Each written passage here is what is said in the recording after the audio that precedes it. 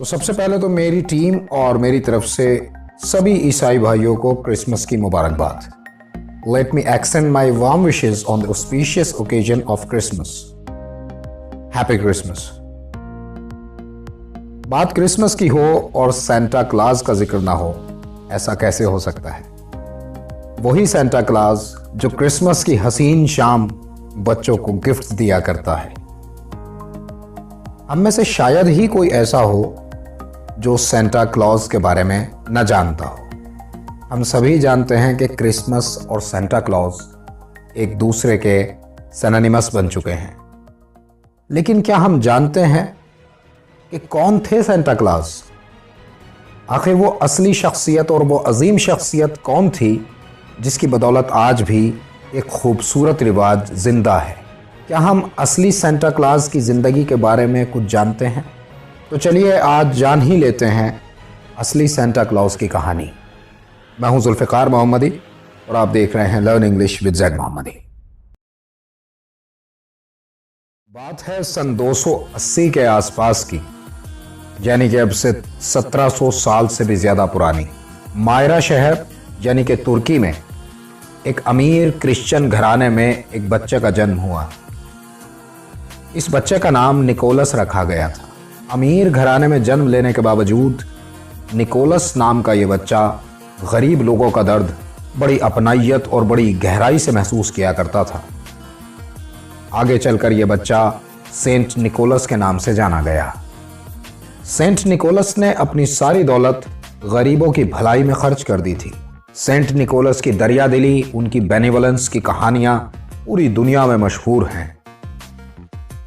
कहते हैं कि एक शहर में एक गरीब बूढ़ा था जिसकी 3 बेटियां थी। पहली बेटी शादी की उम्र को पहुंच गई थी, लेकिन बूढ़े बाप के पास दहेज के पैसे नहीं थे। जब यह खबर सेंट निकोलस तक पहुंची तो उन्होंने सोने की एक गठरी बूढ़े के घर में चोरी से फेंक दी। कुछ सालों के बाद जब दूसरी बेटी शादी के लायक हुई तो सेंट निकोलस ने एक और सोने जवाहरात से भरी गठड़ी बूढ़े के घर में चोरी से फेंक दी। अब ये बात पूरे गांव में मशहूर हो चुकी थी कि कोई है जो चोरी से लोगों की मदद करता है। उसी बूढ़े की जब तीसरी बेटी शादी के लायक हुई तो सेंट निकोलस फिर सोने के जवाहरात से भरी हुई गठड़ी उस बूढ़े के घर फेंकने चले, लेकिन इस बार उस बूढ़े बाप ने सेंट निकोलस को वो गठड़ी रखते हुए देख लिया और इस तरह पूरे गांव को पता चला कि बहुत ही खुफिया तरीके से लोगों की मदद करने वाला कोई और नहीं बल्कि सेंट निकोलस हैं। और फिर पूरे शहर में जहां कहीं भी कोई खुफिया मदद किसी की करता, लोग यही सोचते कि ये मदद भी सेंट निकोलस ने की है। इस तरह सेंट निकोलस की इमेज एक बेनिवोलेंट की बन गई थी, एक खुफिया तौर पर मदद करने वाले इंसान की बन गई थी। वो बच्चों में बहुत ज़्यादा पॉपुलर हो गए थे। 6 दिसंबर 345 को सेंट निकोलस इस दुनिया से हमेशा हमेशा के लिए चले गए, लेकिन अपने पीछे छोड़ गए अपनी दरियादिली और अपनी बेनिवोलेंस की वो कहानियाँ जो उन्हें हमेशा के लिए अमर बनाती हैं।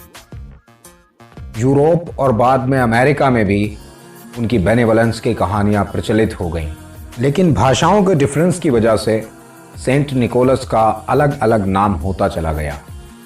किसी जगह उन्हें सेंट क्लॉज नाम से बुलाया गया तो किसी जगह उन्हें सेंटर क्लॉज नाम से बुलाया गया और यही सेंटर क्लॉज आगे चलकर सेंटा क्लॉज बन गया।